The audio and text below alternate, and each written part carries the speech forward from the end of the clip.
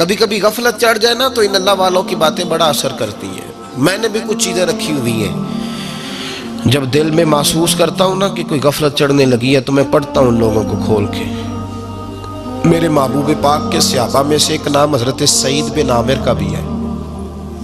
Governor بنایا تھا یا عامل بنایا تھا حضرت عمر نے انہیں، ایک صوبے پورے کا۔ آپ کے گورنر ہاؤس کے پاس سے گزرے تو گورنر ہاؤس پیدل چل نہیں سکتے آپ، اتنا بڑا ہے۔ تو یہ وہ گورنر تھا کہ ایک دفعہ مال غنیمت بہت زیادہ آیا تو حضرت فاروق اعظم نے اس صوبے کے لوگوں کو کہا کہ ایک شخص جو مالیات کا وزیر تھا، وزیر خزانہ تھا، اس کو جناب عمر فاروق رضی اللہ تعالیٰ عنہ نے کہا، وزیر خزانہ اس صوبے کے جہاں حضرت سعید بن عامر گورنر تھے، کہا کہ غریبوں کی لسٹ بنا کے بھیجو، میں فنڈ لگانا چاہتا ہوں۔ تو جب لسٹ بن کے آئی تو چوتھے نمبر پہ گورنر صاحب کا نام بھی لکھا تھا۔ تو حضرت عمر فاروق رضی اللہ تعالیٰ عنہ نے حضرت سعید بن عامر سے کہا، یار تو غریب تھا، مجبور تھا، تنگ دست تھا، تیرے صوبے کے لوگ کہہ رہے مجھے کیوں نہیں بتایا؟ حضرت سعید لگے، عمر پہلے تو وہ بندہ مجھے بتا جس نے میرا پردہ کھولا ہے، وہ بندہ تو بتا، میں جانوں، میرا رب جانے، میں غربتوں کے رونے چوکوں میں کھڑا ہو کے نہیں روتا۔ میرے پاس کو رنج و علم ہو تو میں اپنے رب کی بارگاہ میں عرض کرتا ہوں، میں اپنے محبوب کو بتایا کرتا ہوں، میں غربتوں کے رونے دنیا داروں کے سامنے نہیں روتا۔ حضرت عمر گئے، گورنر صاحب کے مقرر کرنے کے بعد 2 4 5 مہینے کے بعد جب حضرت سعید بن عامر کی گورنری کو تھوڑا وقت گزر گیا تو حضرت عمر کا طریقہ تھا، گورنروں کا پتہ کرتے تھے۔ آپ کا طریقہ یہ تھا کہ جس علاقے کا گورنر ہوتا اس کی جامع مسجد میں سب لوگوں کو جمع کرتے اور پھر گورنر کو بھی بلاتے، تو کہتے کوئی شکایت ہے گورنر کی تو بتاؤ۔ مسجد میں جمع کیا، لوگ اکٹھے ہو گئے۔ حضرت فاروق اعظم رضی اللہ تعالیٰ عنہ نے فرمایا، گورنر کی کوئی شکایت ہے تو بتاؤ۔ تو صوبے کے لوگ کہنے لگے 4 شکایتیں ہیں گورنر صاحب کی، سننا ذرا دل کھول کے۔ 4 شکایات کون سی؟ کا پہلی شکایت یہ ہے کہ جب یہ نئے نئے آئے تھے تو فجر کے بعد مسجد میں بیٹھ جاتے تھے، جس کا دل کرتا تھا مل لے، اب یہ فجر پڑھ کے گھر چلے جاتے ہیں اور اشراق چاشت کے وقت 8 9 بجے آتے ہیں۔ دوسری شکایت یہ ہے کہ یہ پہلے رات کو بھی ملتے تھے، اب صرف دن کو ملتے ہیں، رات کو نہیں ملتے۔ اور تیسری شکایت یہ ہے کہ ہفتے میں 1 دن ملتے ہی نہیں۔ چوتھی شکایت یہ ہے کہ کبھی کبھی روتے ہیں تو بے ہوش ہی ہو جاتے ہیں۔ کتنی دفعہ ملے ہو اپنے ایم این اے کو؟ بولے کتنی دفعہ ملے ہو؟ ووٹ اپنی مرضی سے دینا پر سوال کا جواب تو دو نا۔ کتنی خادم نہیں قوم کا؟ خادم نہیں، کتنی دفعہ ایم پی آپ کا حال پوچھنے آیا ہے جس مسجد کے دروازے پہ بیٹھا ہوتا ہے؟ یہ گونگا بہرا اور اندھی جمہوریت ہے؟ رنگ وہی بہتر ہے جو محمد عربی کے غلاموں نے ہمیں عطا فرمایا ہے صلی اللہ تعالی علیہ، اور یہی چراغ جلے گا تو روشنی ہوگی۔ حضرت سعید بن عامر گورنر، اور میں اکثر کہتا ہوں اسی دھرتی پر یہ وہ نور والے لوگ تھے جنہیں میرے رسول نے نور عطا فرمایا تھا۔ یہ ہے تربیت میرے نبی پاک کی۔ حضرت عمر نے گورنر کی طرف دیکھا، فرمایا بتائیں جناب آپ کی شکایت آئی ہے۔ پہلی شکایت یہ ہے کہ آپ پہلے فجر کے وقت ملتے تھے، اب اشراق چاشت میں ملتے۔ حضرت سعید بن عامر رضی اللہ تعالیٰ عنہ کہنے لگے، حضور اگر آپ نہ ہوتے کوئی اور پوچھتا تو میں کبھی نہ بتاتا۔ حضور میری مجبوری یہ ہے کہ میری بیوی بیمار ہو گئی ہے اور معذور ہو گئی ہے ٹانگوں سے، میں غریب آدمی ہوں، نوکر نہیں رکھ سکتا۔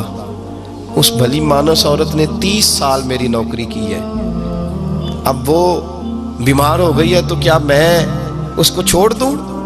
میں سویرے اٹھ کے اپنے گھر میں جھاڑو دیتا ہوں، برتن دھوتا ہوں، آٹا گوندتا ہوں، روٹی پکاتا ہوں اور اپنی با وفا بیوی کے منہ میں لقمے ڈالتا ہوں۔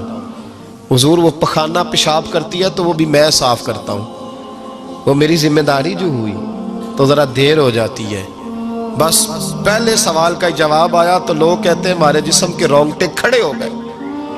پھر کہا آپ کی دوسری شکایت یہ ہے کہ آپ ہفتے میں 1 دن ملتے نہیں۔ تو حضرت سعید بن عامر کہنے لگے، حضور کاش یہ لوگ مجھے رسوا نہ کرتے، کاش سرعام نہ پوچھتے، تو میرے اور میرے رب کا راز تھا، یہی بہتر تھا۔ فرمایا कह चुका हूं ना, गरीब हूं, जोड़ा एक ही है मेरे पास। ठंड का मौसम है तो हफ्ते में एक दिन कपड़े धो के खुश्क होने को डाल के बीवी के कपड़े पहन के बैठा रहता हूं, और जरा शाम हो जाती है बाहर आने में तो क्या करूं, नहीं आ पाता। का तेरी तीसरी शिकायत यह है कि तू रात को नहीं मिलता, सिर्फ दिन को मिलता है। तो हजरत उमर कहते हैं अपनी सफेद दाढ़ी जनाब सईद बिन आमर ने जोर से पकड़ ली। कहने लगे उमर यार इधर देखना, है कोई बाल काला, सफेद नहीं हो गए सारे? इसका मतलब है फल पक गया, पता नहीं मालिक कब बुला ले।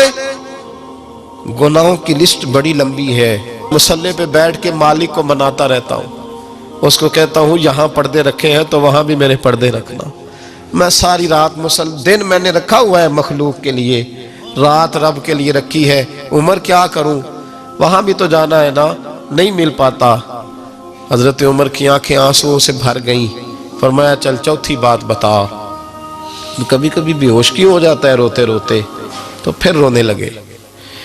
कहने लगे हुजूर मैंने 40 साल की उम्र में कलमा पढ़ा है। जब 40 साल के गुनाह याद आते हैं तो फिर मुझसे सब्र नहीं होता, और सोचता हूं अगर एक गुनाह का पता ते सारा है ना सरदार नु कीतियां दा, मन आनम के मन दानम, पता ते सारा है सरदार नु कीतियां दा। और जब 40 साल की खताएं याद आती हैं तो रो पड़ता हूं और सोचता हूं अगर मालिक ने खड़ा करके पूछा तो जवाब क्या दूंगा। उमर मेरे लिए दुआ कर, रब मेरी 40 साल की खताएं बख्श दे। हजरत उमर रोने लगे। जनाब सईद बिन आमर कहने लगे बड़ी बातें हो गई, मेरे बड़े पर्दे खुल गए, चल अब मेरी सजा का ऐलान कर मैं जाऊं। उमर अब बता। मैंने जवाब दे दिया, अब शिकायत पर सजा का ऐलान करना मैं जाऊं। तो हजरत उमर ने हाथ उठाए कहा है अल्लाह मुझे इस तरह के कुछ और गवर्नर भी अता फरमा। ऐ अल्लाह मेरे रसूल सल्लल्लाहु अलैहि वसल्लम के गुलामों को इस तरह के कुछ और गवर्नर भी अता फरमा। ये मेरे भाई मेरे रसूल के ये थे वकानु यत्तकून, परहेज। मेरा मजमून और था, रहता चला जा रहा है। ये मुत्तकी लोग थे, ये परहेजगार थे, ये है जिनको कुरान कहते हैं अला इन्ना औलिया अल्लाह ला खौफुन अलैहिम वला हुम यहज़नून। मेरे आला हजरत फाज़िल बरेलवी के छोटे साहिबजादे मुफ्ती आज़म हिंद मौलाना मुस्तफ़ा रज़ा खान साहब रहमतुल्लाह अलैह के पास एक लड़का बांध के लाया गया रस्सियों से, हुजूर जिन्न है इस पे। वो लड़का बड़ी अजीबो गरीब बातें करता, उसके माँ बाप भी साथ आए। बाप पर्दा, माँ की शान में उसने कोई बेदबी कर दी तो मुफ्ती आजम खड़े थे, तब हुजूर दम कर दे, जिन्न है इस पे। हजरत मुफ्ती आजम दम करने लगे तो उसने अपनी अम्मा को पता नहीं क्या कहा, तू मुझे लेके जाती है, देख लूंगा मैं तुझे। माँ की बेदबी की तो मुफ्ती आजम ने थप्पड़ मारा बच्चे के मुंह पे, जिस पे जिन्न था, रस्सियों में थप्पड़ मारा। वो थप्पड़ मारना था, जिन्न दूर हो गया। हुजूर गौसे आजम के नायब थे, वक्त के औलिया के इमाम थे मुफ्ती आजम।